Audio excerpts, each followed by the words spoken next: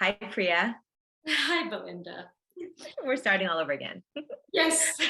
Um, so today I have Priya Jain with me from Seventh Chakra Institute of Spiritual Sciences. Thank you for joining me. Absolutely. It's a pleasure. I'm going to start with your bio. Is that okay? Absolutely. Yes. Okay. Priya Jain is the founder of Seventh Chakra Institute of Spiritual Sciences, the founding of which, in her words, was born from a calling.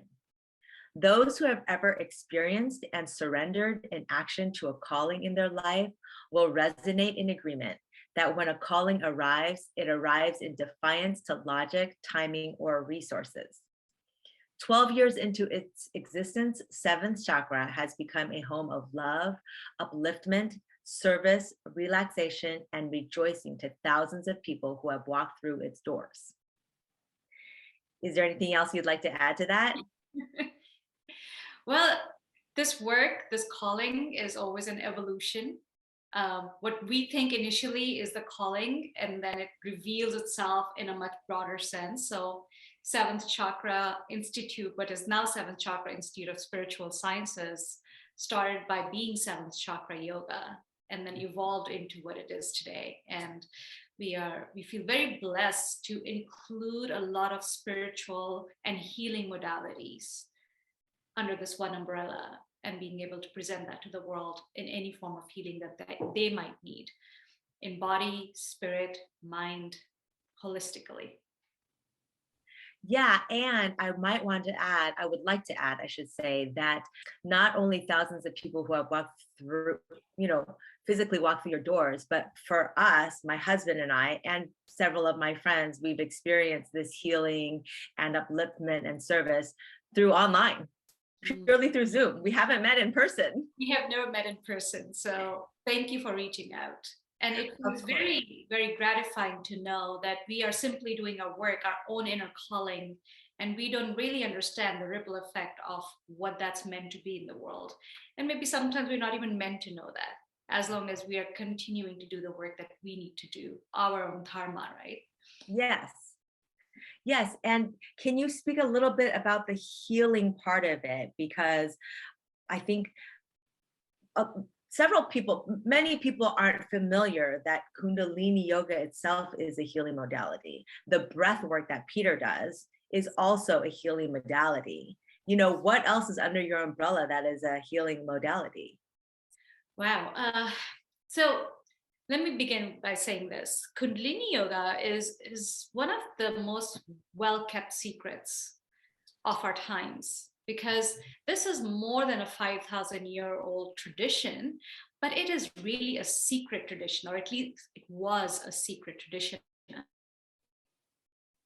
So when I say recently, I'm talking about the 60s. And this is when it was brought to the West by a man named Yogi Bhajan. And he actually broke tradition by openly teaching Kundalini yoga.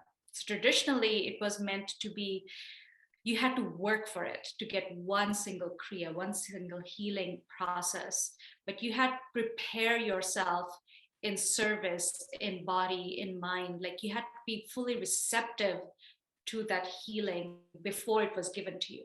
So the premise of him bringing this to the West and sharing this openly was that we don't have that time any longer to prepare the people and then hand it one person at a time. Because the times that we are in, as you can see, what he called Aquarian age, he said that our minds are going to go through a radical shift that we are watching. That's why mental illness is such a big deal right now.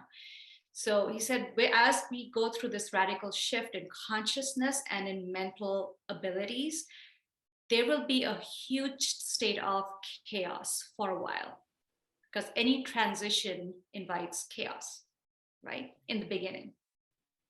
He said, we need these tools, we need these kriyas, these meditations, these skills to be given out to the layman. Like it needs to be handed out. If it sticks with you, great. If it doesn't stick with you, no problem.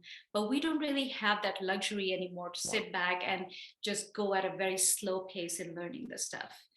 So when I got into Kundalini Yoga, I did it mostly for my own personal healing. And I think all of us as healers really get into any healing modality for ourselves initially. And it was miraculous. It was pretty miraculous, and how fast it worked, and how it quickly it awakened me to taking self-responsibility for my life. So when we talk about Kundalini as a healing modality, it includes a vast array of things, starting with just your pranic energy, knowing that this physical body is made of energy at its core. Everything at its core is energy. And how do we distribute this energy, not through our physical body, but our mental body and our emotional body, to then connect with our spiritual body, is really the pathway and the bridge to awakening. Right. And that's also bringing an understanding to the general masses, the whole body. It's everything. It's the emotional, it's the physical, it's the mental. Yes. And the beauty of Kundalini Yoga is that you don't even have to start with the idea that I want to awaken, or you don't even have to be spiritually inclined. When you start practicing Kundalini Yoga, there's this energy, this vital energy that created us, right? That core energy that sits condensed, dormant at the base of the spine, right? So the more asleep we get, the more dormant this energy gets and more crystallized it gets in that nuclear state. So these intelligent exercise sets, and we call them formulas, they're practiced as formula.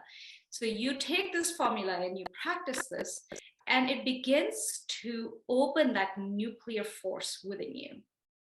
And as that pranic energy begins to get distributed and awaken the cells of the body, the mental and spiritual awakening is a natural byproduct of that. So it almost becomes, you just do the practice and everything else will happen for you.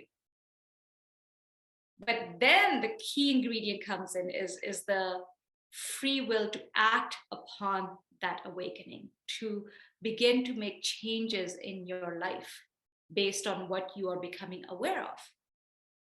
And that is transformational. Yeah. And I would have to say, oftentimes when we engage in practices of meditation or healing modalities or whatever, we leaning myself for the past 2 or 3 years. The shift is very subtle, and you really have to pay attention. It's not, and step into it, just kind of like stepping away from fear, I guess. It does. Because it's very, very, very, very subtle. Yes. It is subtle, but it's insistent. That's what I think is the magical part of Kundalini, is that it is also very insistent. It's subtle, but it's insistent. It's like you can't ignore this. And one of the first things that the conviction with which I first started this calling, it's like within 3 minutes or less, you are going to feel a shift within 3 minutes or less, of whether it's just the breath part of Kundalini Yoga or an actual physical work. And I thought to myself, that is a pretty good guarantee. If somebody can experience this within 3 minutes or less, and what we experience goes beyond what somebody else is trying to convince us of. I can sit there and give spiritual talks all day long, dharma talks all day long. But when somebody experiences a shift within themselves, that is half the work done. All right. Okay, so go ahead. You were talking about the shift within 3 minutes. Yes. So to me, that was a pretty big promise when I first started my own training in Kundalini Yoga. And then when I started the studio, that's what I started to experiment with. It's like, what is it that people experience just by doing this modality? By practicing a yoga set, a certain series of exercises, and they're all based in breath and movement, and it's pretty vigorous, pretty alive. And that's followed by an 11-minute meditation or a 22-minute meditation. And there's so many varieties of meditations, not just like what people think is like sitting quietly trying to turn your mind off. You can use so many tools to meditate. And that's what fascinated me about Kundalini Yoga, that it's not just one thing, it's an umbrella under which a lot of things can be clubbed together, from pranic healing, from actual physical yoga to meditation to yoga nidra to Reiki, because as energy within your body begins to move and balance, Reiki becomes a natural thing that you begin to experience and feel, not only on yourself but on other people. So it's pretty cool how under one umbrella you can get so many different capacities. Yeah, that's really interesting. I've never heard of that, alliance with Reiki. So you're Yes. essentially experiencing like a Reiki sort of type of healing within yourself when you're doing Kundalini yoga. And also it activates in your palms, because again, you have to understand Reiki, pranic healing, all of these things work at the base core of first realigning your own energy, Yeah, right. right? So Kundalini, what it does, it realigns that for you within, like I said, starting with 3 minutes to a 90-minute set, which includes a meditation. And sometimes after a class, I have to remind people to see if they can feel that warmth and that power tingling in their palms. And if they do, we begin by just starting to bless ourselves first. You Mhm. know, you can really place that energy wherever you need in your own body, but also not to waste it. You Yeah. know, if with people's permission, make sure you can continue to move this energy and be mindful of how it actually works and balancing the chakras. So Mm. Kundalini is based in balancing the chakras. Every Kundalini set will realign your chakra system. Yeah. So Yeah. all of it is kind of included in it. And that's what I thought was pretty fascinating. Yeah, I agree. And I also really liked, when you did the practical spirituality, I love the lecture before we did the Priya and the meditation. I think that's really helpful too. And is that something that you normally do as well? Is that offered through your studio? Yes. So when I first started the studio, because I'm a very curious person and I like to investigate these realms, right? So as I started to explore them, I started to also teach on them. So I set up one day, which would be Friday nights. Every Friday night would be a 2.5 hour class. Mhm. And I was fascinated to see how we can explore and actually discuss about some of the things ahead of time and then follow that with experience. And that became a pretty popular class. Yeah. I didn't think so, because a Friday evening, who would want to come to a 2.5 hour yoga class? But that was the class that became the most popular. And so all those classes are recorded, majority of them, Yeah. and they are now all available on our online studio. And I'm grateful that we recorded them. Yeah, oh, definitely. Because yes, for Perfect Child in one of my newsletters, I compiled them all so that people didn't have to go to YouTube and try and figure out which one was first and which one was last. Oh, So it's thank you. all on there, chronologically. Thank you. Yeah, of course. I think what really drew me to Kundalini yoga was the fact that you get the Kriya, so you get the yoga in as well as the meditation. Yes. It's like you come in, you get your whole thing set up, and you go out into the world and live your life in a more awakened, alive, vital way. Yeah. Oh, what I was going to say about the Friday night class being so popular is that just goes back to that the power of choice. We all have choices, and it's important to put ourselves first Yes. and know that, you could go to a party Friday night, or you could be really tired from a week's worth of work, but it's so worth it to invest in yourself and take that 2.5 hours of Kundalini to really reconnect with yourself, because we don't do enough of that. Yes. And that's what I would hear from the students is like, I work hard all week. And for me, this is the place I get to realign with myself again. Yeah. Like all my work is actually relaxed in this class. and I feel alive and ready for the next week. So I thought that was pretty fascinating, even though people would think I'm go and do yoga again. Yeah. But I think it's that revisiting yourself is the most healing thing, in Yes. my opinion. When It absolutely is. It absolutely is. It's always about going back to ourselves. And I just went through, your Instagram reels because I wanted to find a particular one that called to me. But just I want to mention in this interview that if people follow your Instagram, Seventh Chakra Yoga, when you share your reels, a lot of that is based in inspiration to help us kind of shed away the layers that were put on us that we're not even recognizing that are put on us, to sort of decipher what's real and what's not. But one of the ones that I want to talk about that inspired me is your reel on you talking about your morning meditation practice, your sadhana. And you were saying that it gives you that quiet time that allows you to listen to both sides. The old was calling you back and saying, just do this and you'll be fine. You won't feel any pain. yes, The other side was spirit, yes, inviting you to step into something completely unknown and unfamiliar. Usually, we don't dare to step into that spirit voice because it doesn't guarantee anything, yes. right? That's the scary part. I think this is a good way to sort of introduce how you founded your studio because that was completely what? So I'm a CPA by training. So though my education is all in the financial world, and so I just was never comfortable introducing myself as a CPA. There was something that's like it doesn't match my identity. Like that's not who I am. But I still didn't know who I am back then, right? I hadn't figured that one out, and I was 35 years old by then. It's like okay, but just keep listening, and then I got invited to a Kundalini class pretty randomly. And I have never slept that well after. Like, I've never slept that well in my life. And I thought to myself, what is this? And like I said, I've always been a curious person. I've always had incessant questions about life and why. I always had a why.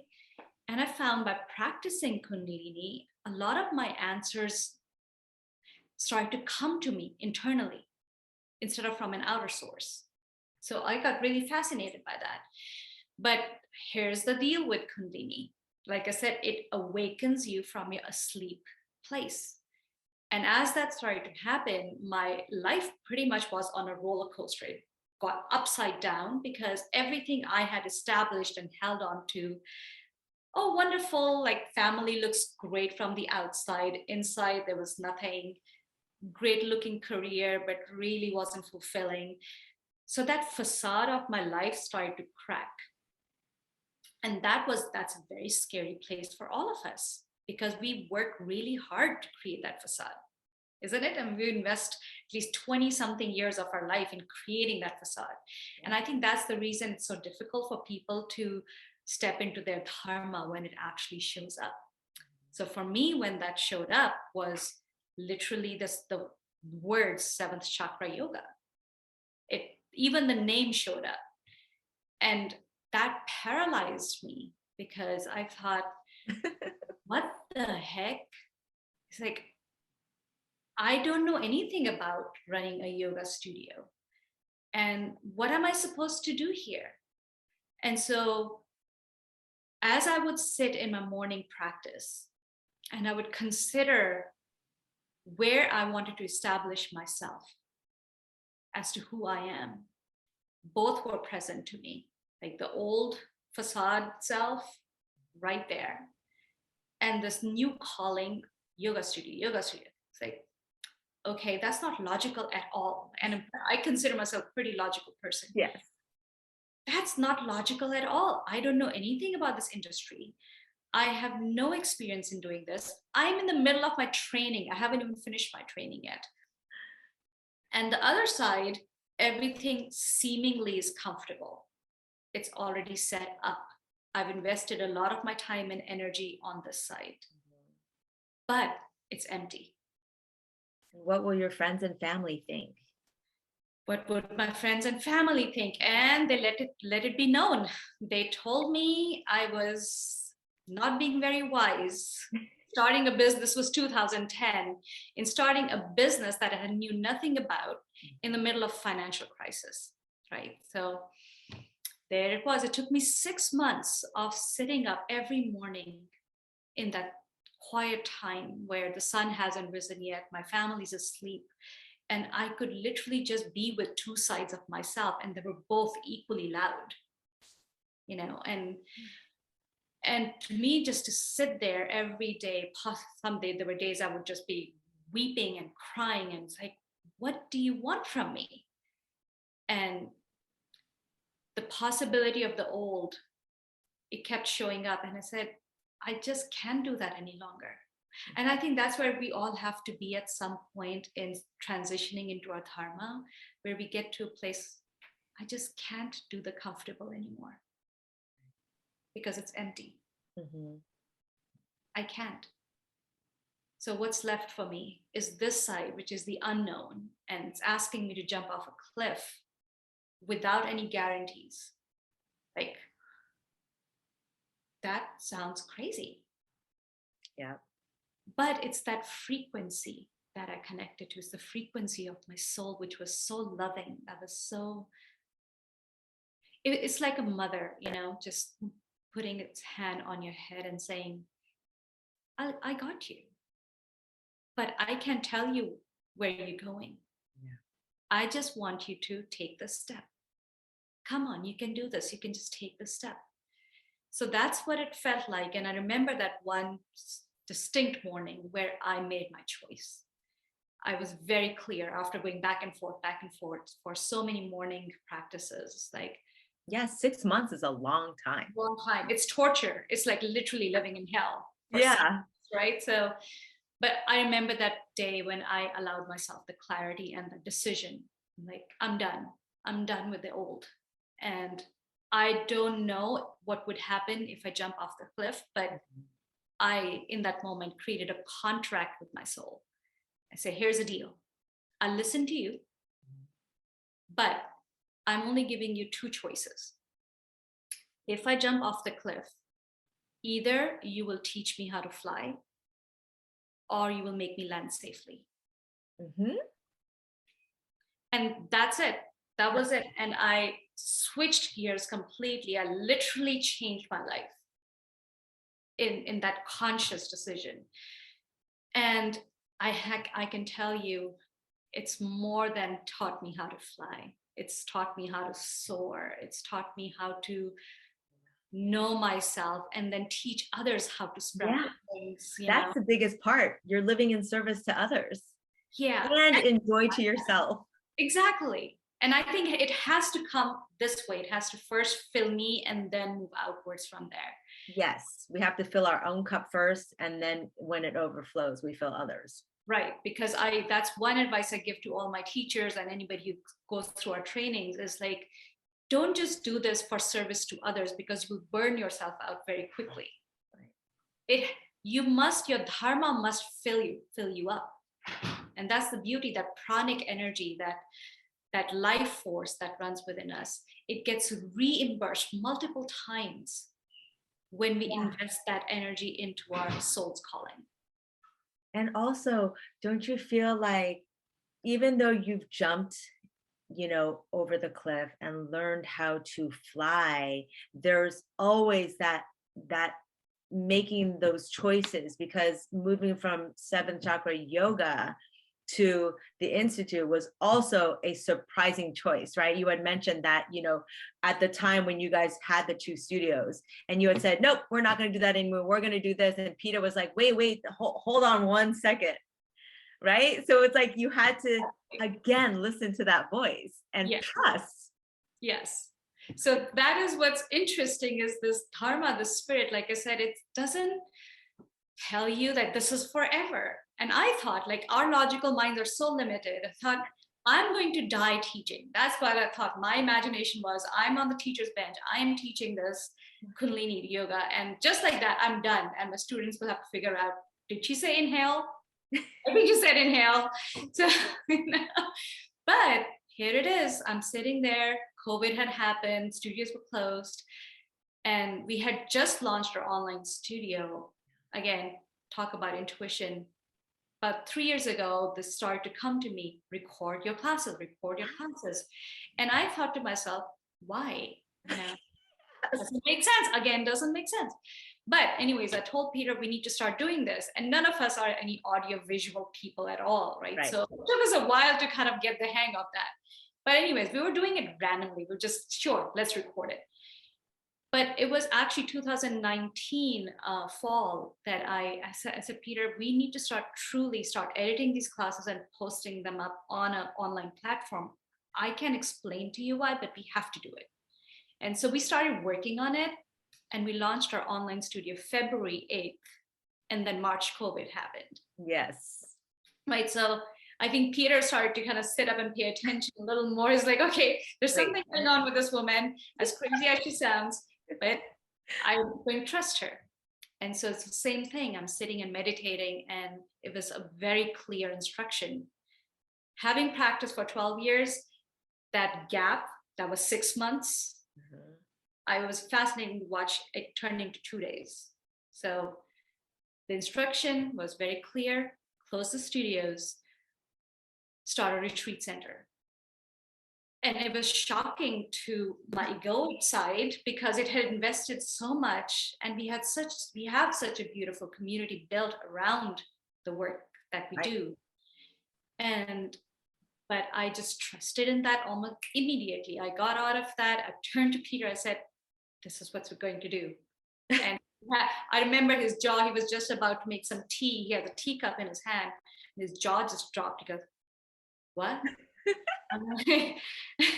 But it's pretty clear. I don't know where it's going to take us. I really don't know. So if you ask me that, I can give you that answer.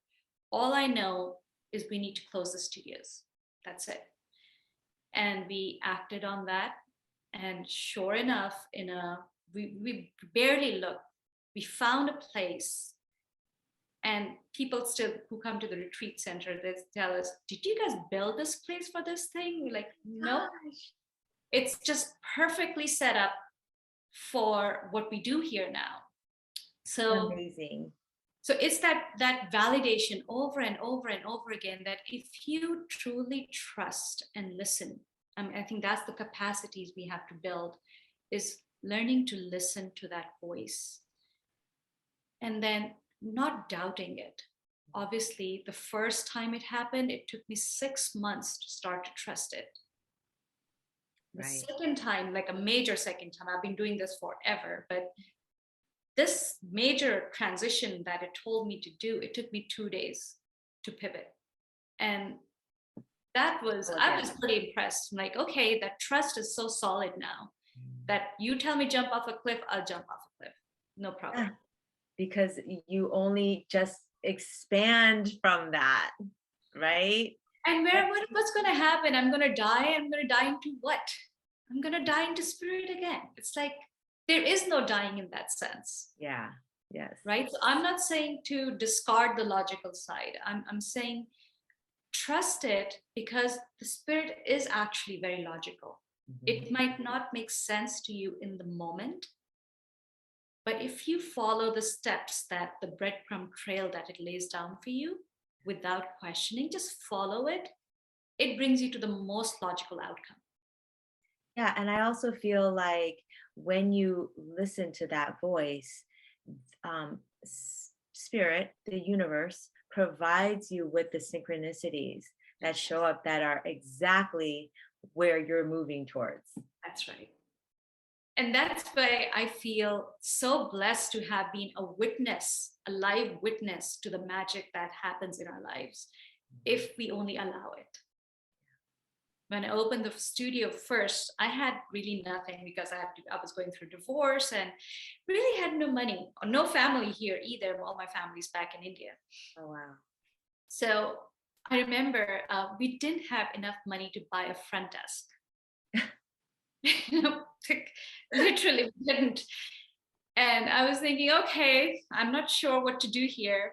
And that same evening, a friend calls and she goes, I have a friend of a friend who closed a bar, and they have a bar sitting in their garage. Do you think that would work as a front desk? Oh my I'm God. like, okay, great. And they delivered it. They put it in place for me. And for, I think, for the first 4 or 5 years of the studio's life, that was our front desk. It was a bar. That's awesome. So Right?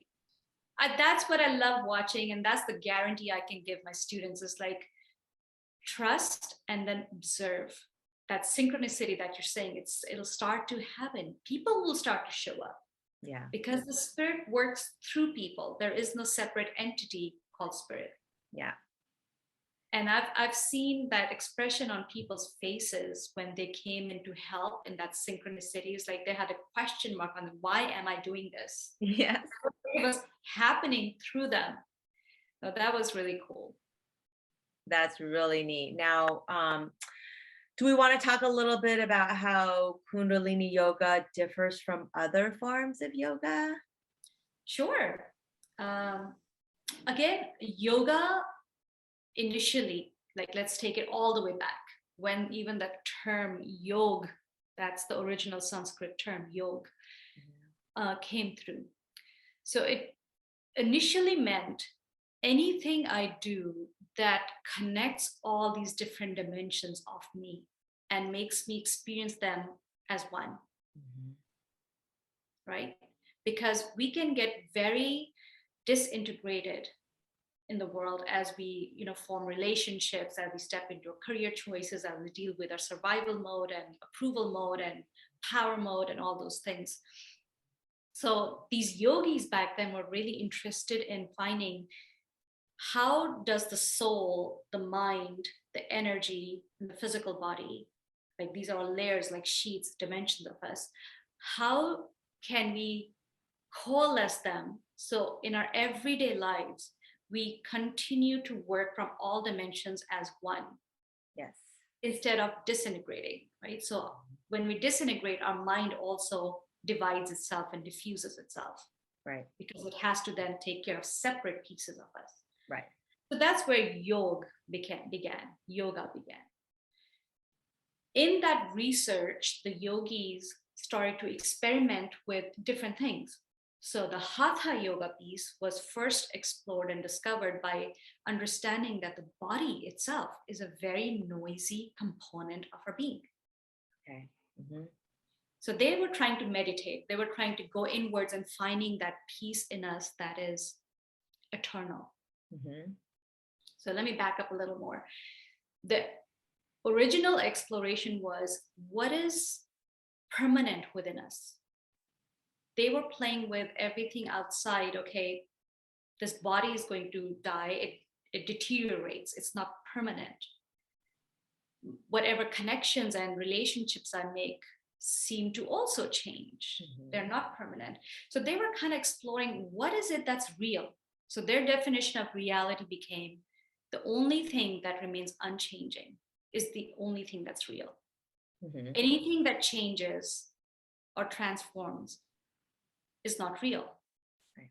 So they start to explore first outside of themselves and then within themselves, what is that thing that's actually real?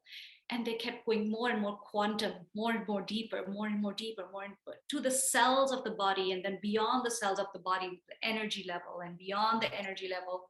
Finally, they found a space which we call Atma or soul or spirit that seemed to be radiating outwards, but it remained unchanged by whatever was taking place outside, right? So that became their key. I want to make sure that I have that permeating through all these other layers of me that are impermanent. Mm-hmm. And in that exploration, they found, this physical body is so noisy. It detaches me from the soul component. Yeah. And that's how Hatha yoga came to be. They would put themselves in these postures and then stay there. Mm-hmm. Like Hat means stubbornness. Uh-huh. Like Hat. I am not budging from here until this mind quietens down, this body quietens down. And so the practice of Hatha yoga came from there. Obviously, when things move from the east to the west, the west has its own way of kind of breaking things down Interpreting and things. transitioning. And vinyasa is a very Western creation, Mm-hmm. right? Okay. So the piece, so West has taken pieces of the original yoga and then decided what works for it, Okay. but leave out the things that it's not interested in. So the original piece of yoga, which was about connecting to the soul, has really lost its meaning and purpose in the West. So when Kundalini came in, that's why it fascinated me so much, because I had never practiced anything like this. Right. Even in India, it's not taught openly. So I'm like, okay, that's interesting. And it connected me to my soul immediately in one practice. And so I find Kundalini is really the original um, form of yoga that must have been created, possibly orally passed for many, many generations. Right. And then it became a little bit of a hidden thing, because people who practiced Kundalini became so radiant and so sovereign in themselves that you could not intimidate those people. Right. And India was getting invaded by a lot of foreign forces, and each one wanted to dominate the people, to convince them to take on the new culture, the new religion, right? So India is such an amalgamation of all the other countries that have come in to possibly control it. But in the process, India's absorbed all their cultures into itself, right? Mm-hmm. That's the India's beauty. They have a strong internal compass because they all practice Kundalini yoga. People who practice Kundalini yoga. The people who practice Kundalini yoga. So you could not intimidate them. You could not make them change their identity. So slowly, the Kundalini yogis were threatened with life. So they were starting to get killed. And I feel that's when Kundalini yoga kind of went underground. I see. And start to get practiced by like one teacher, one disciple. Like, so you have to really prove yourself to receive these teachings. Right. And so here it is. Now it's open and it's in the West, and everyone has it. Mm-hmm. So I find it's not really for everyone, though. You have to be willing to seek that. Like, I want that. I'm seeking that component. That's the goal of yoga. Yeah. And it's really embracing your heart center. It's that trust. It's not very common, or some people can't receive it because their conditioning is too deep. Yeah. And I find I've been so surprised. I've been so surprised over the years with people who come into the studio that I would think they're never coming back again. They've ended up taking teacher training and really transforming their lives, while others who seem so enthusiastic, oh, I'm so awake, I'm such a woke person, I love this. They take one thing and they're done, and they're moving on to the next thing, right? So it's very hard to say. I think it really is soul calling. Yeah. Maybe one word is all that's needed for us to hear, and that awakening can happen. Like, what is this? Mm-hmm. Just like it happened for me. I mean, I was that far away from Kundalini yoga. I was like, nope, living in a very logical world. This seemed very woo to me at that time. It's like, I had never talked about energy to anyone in my life back then. No, what is it? What is that? What are you guys talking about? What do you see when you close your eyes? I don't see anything. But like I said, it sometimes just takes one word, or maybe one teacher's presence, or a glance, or just stepping into an energy space. Yes, I think that, I've done yoga several times in my life early on in my 20s, and I never gravitated towards it. I thought it was just like, it makes me sleepy. I fell asleep once during Shavasana, and I felt embarrassed because I woke up and everyone was gone. And so I just never did it. And then when I moved to Pasadena from Redondo Beach, I found the studio, and it was, what is the name of it now? I can't believe I can't remember it, but it was a studio, and it was a Kundalini. I had no idea what it was. And I practiced it, and literally, like in Shavasana, like the whole room opened up, and I was like in the clouds. And I went home and I said to my husband and daughter, I was like, this place is it.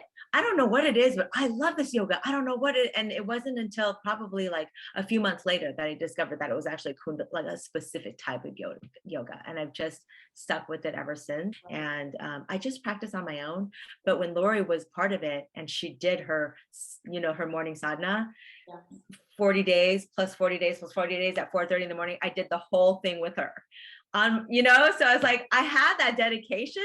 I'm just not going to go whole hog into it. And so that was really fun because I remember her saying, oh, we're doing our 40-day sadhana, at 4:30 in the morning. And I said, okay, I'll do it.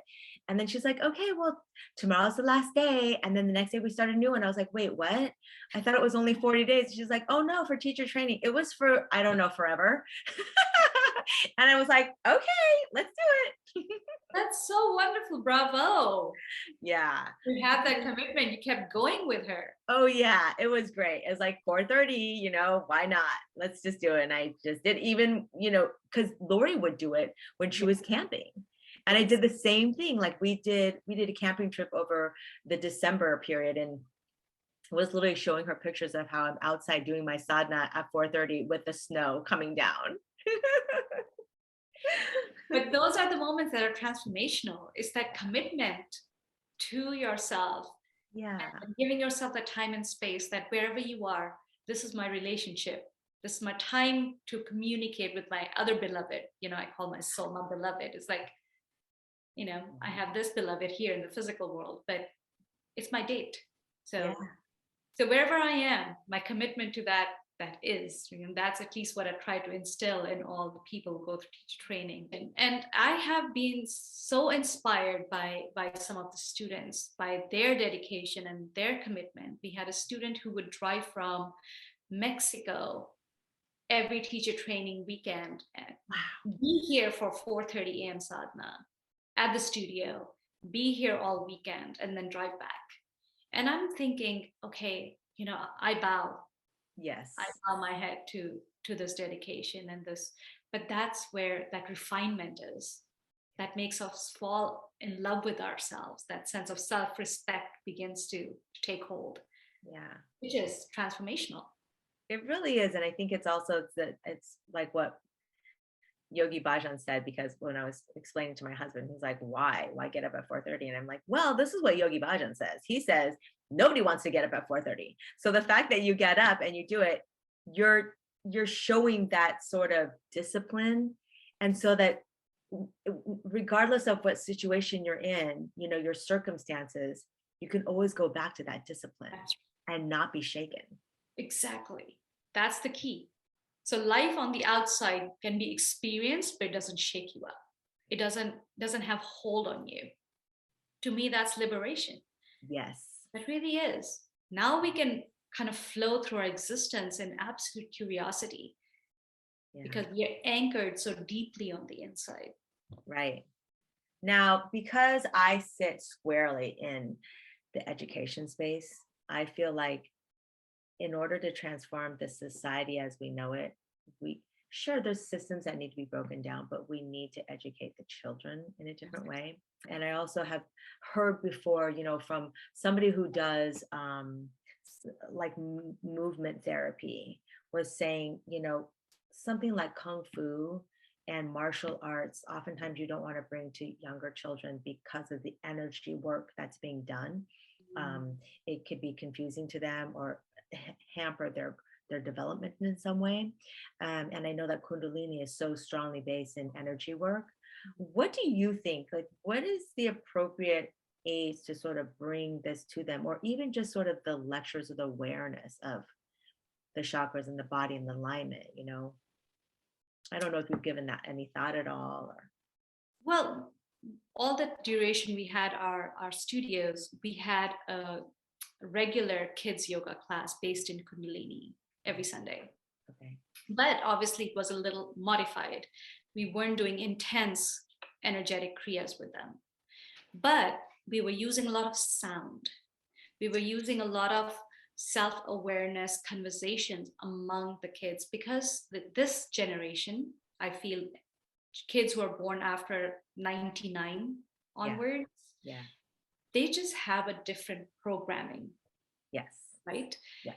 these kids are born sensitive compared to us or maybe our parents, Mhm. right? So we we people who are raising them, we don't have that program that they have. So it becomes very tricky raising these kids who have very different sensitivity skills. Yes, they're more connected to spirit. Correct. And then trying to force them to fit into a model which is really based on an old programming is what's destroying their psyches. Mhm. Right. So we created this kids class where we would have time for them to sit in a circle and actually express themselves. And they would express things they had probably never expressed to their parents, or they could share where in their school they feel stress, or how do they deal with an anxious moment or an angry moment. Having conversations like that for our children is so important. So So giving important. that emotional IQ early on Mhm. is key for them being healthy adults. Otherwise, another place we teach is called Newport Academy, and we teach these teenagers who are going through addiction, but it's also a school at the same time. It's a rehab plus a school for teenagers. And it's fascinating to see how sensitive these boys and girls are, but they don't know what to do with that. So the easiest available mechanism, or maybe something that's been modeled for them by their own parents, is drugs or alcohol. So that becomes a way of numbing that sensitivity so they don't have to feel so much. Right. A lot of them would tell us that I feel people's energies. Wherever I go, I feel people's energies and I don't know what to do with it. And it's too much and it's overwhelming to my system. Right. So we would teach the kids how to strengthen their nervous system. And to me, that is the key for this new generation. Mhm. If you have sensitivity, but not a strong nervous system that can support that sensitivity, it becomes a very delicate situation, which can harm our mental capacities Right. Mhm. or our emotional capacities. Mhm. So that was our goal for our kids' classes, to use sound, conversation, and then certain exercises to help them develop their nervous system.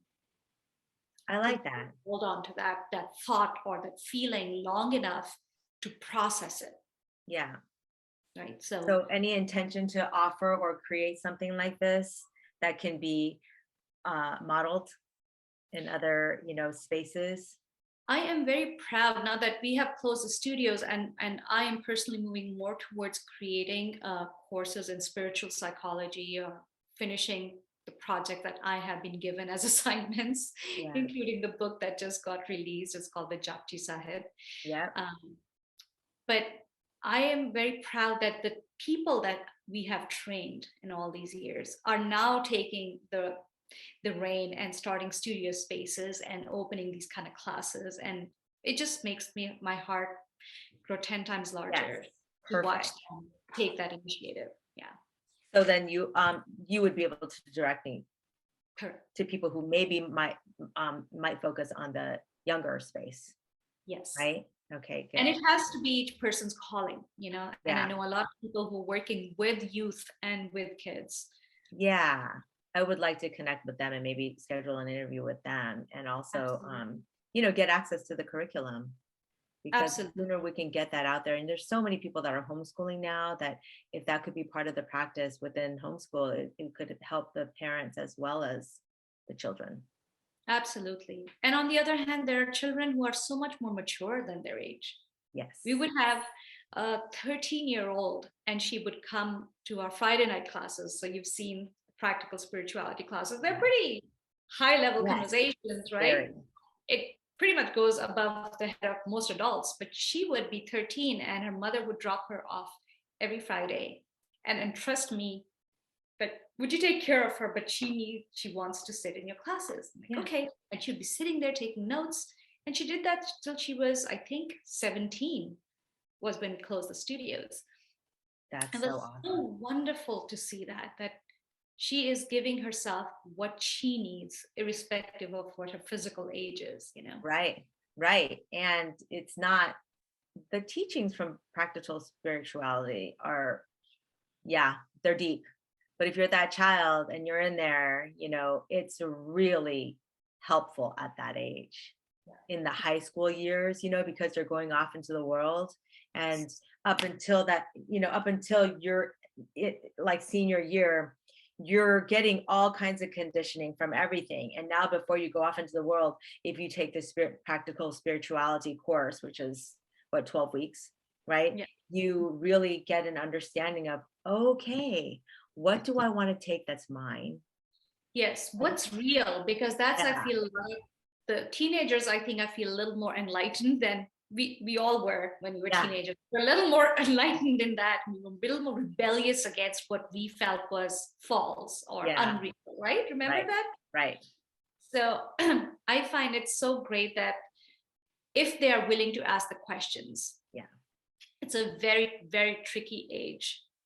For those who are wanting those answers, I find do find their way in. yeah. Now that I think about it, it's really good for parents too, because I think a lot of parents feel a lot of insecurity Yes. because of just everything that's been going on with the online school and homeschooling and regular school. It's they all feel a little bit insecure, and I think that the practical spirituality series would be good for them too, to find a little bit of clarity if they are wanting to guide their children but not knowing how. I think it's more important for parents to start to get educated in some of these arts Yeah. of, of the inner world than it is for the children, because children are looking at the parents and picking it off of them. I Yes. mean, until they're about 18, it's not what we say to them, as we all know. It's Right. what how we live, how we express ourselves, how we conduct ourselves in the world that they are learning. Yes. What are our convictions? Yeah. Are we My standing son for our was truth? exactly, and my son was 11 when I started my practice and starting the studios, and I watched him transition through his teenage years.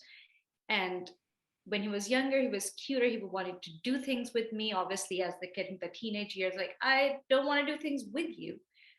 But on the silent, he was picking off of me. Yes. And very slowly, he seemed to have become the psychologist of his friends group, where I think he walked one of his friends off the ledge, literally from committing suicide. Wow. Yeah, so he was very young at that time. And he ended up going through the teacher training because before he left for college, he didn't finish, but he went through the teacher training and he got all that planted in him. Yeah. And to me as a parent, is that's it. As long as it's in there, Yeah. their teenage years have to play themselves out the way they're going to. Like, we are supposed to find ourselves separate from a parent's identity, and Yeah. they will go through it. But as long as it's in them at the right time when they need it, it can blossom. Absolutely. Absolutely. And that's really essentially what Kundalini yoga is, right? Yes. It blossoms in its own time. Yes, absolutely. You got that right. Well, so your new book, Japji Sahib, sounds really deep because I didn't practice it myself. It's a high level book. It's not for beginners. It's, I would say that it's really a translation. That's the book. This person, Guru Nanak, lived 500 years ago, right? Yeah. And he had this amazing enlightenment experience. And from all the research and studying I have been doing in my life, I have not come across a first-hand version of someone explaining what they are experiencing in a state of enlightenment. And that's what fascinated me. And so I started to, there are a lot of translations available of his work. Mhm. But I wanted to translate it in a way that could capture his innocence and not turn it into something religious. Okay.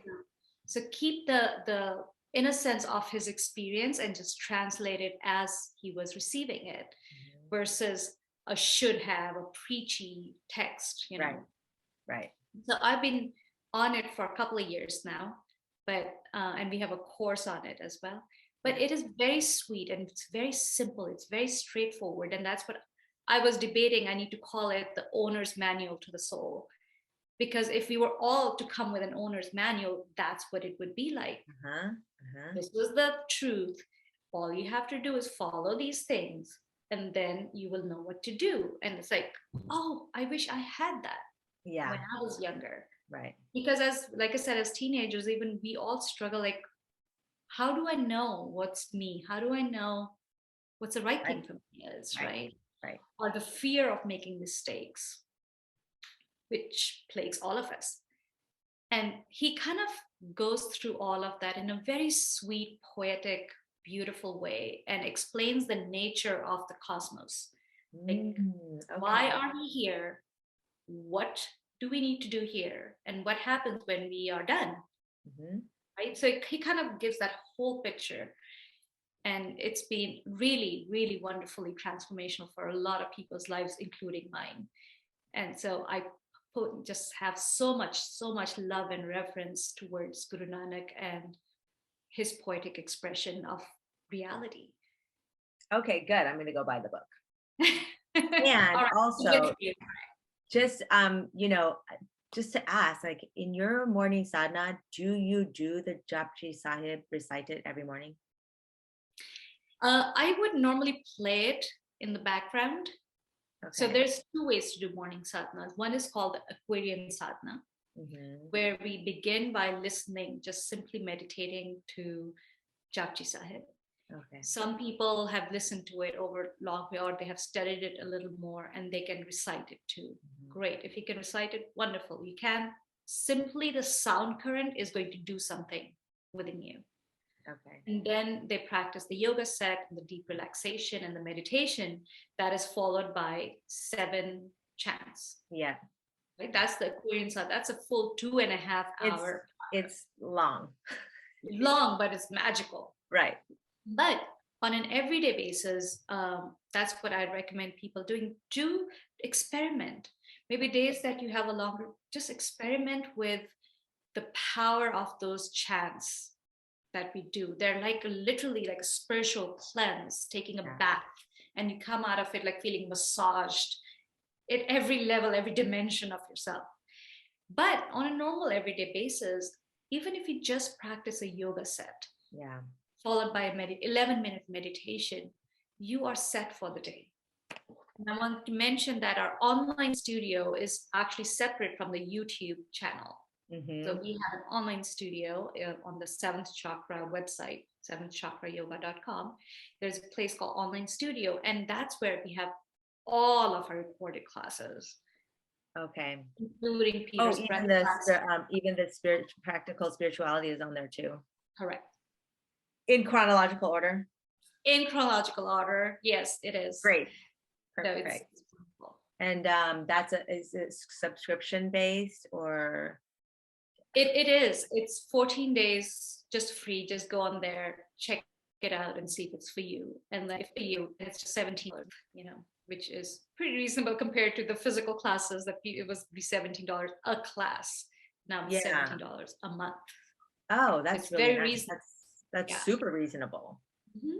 And then, so on there is just like regular Kundalini classes.